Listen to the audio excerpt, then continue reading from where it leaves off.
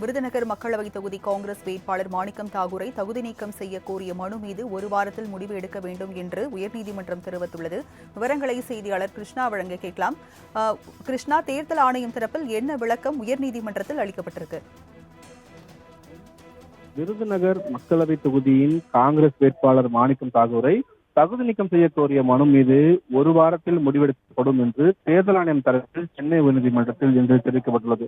இது சம்பந்தமாக மதுரை மேற்கு மாவட்டத்தின் பாரதிய ஜனதா கட்சியின் தலைவர் சசிகுமார் தாக்கல் செய்த மனுவில் மக்களவை தேர்தலின் போது விருதுநகர் தொகுதி காங்கிரஸ் வேட்பாளர் மாணிக்கம் தாகூரின் முகவர்களும் கூட்டணி கட்சியினரும் வாக்காளர்களுக்கு பணம் பட்டுவாடா செய்ததாக குற்றம் சாட்டியிருக்கிறார்.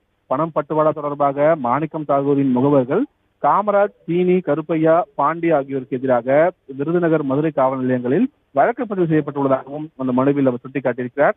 வழக்கு பதிவு செய்யப்பட்ட போதும் வேட்பாளர் மாணிக்கம் தாகூர் மீது எந்த நடவடிக்கையும் எடுக்கப்படவில்லை எனவும் தேர்தல் விதிகளை மீறிய அவரை தகுதி நீக்கம் செய்ய கோரி தேர்தல் ஆணையத்திற்கு மனு அனுப்பியும் நடவடிக்கை எடுக்கப்படவில்லை என்று சசிகுமார் தரப்பில் மனுவில் தெரிவிக்கப்பட்டிருக்கிறது.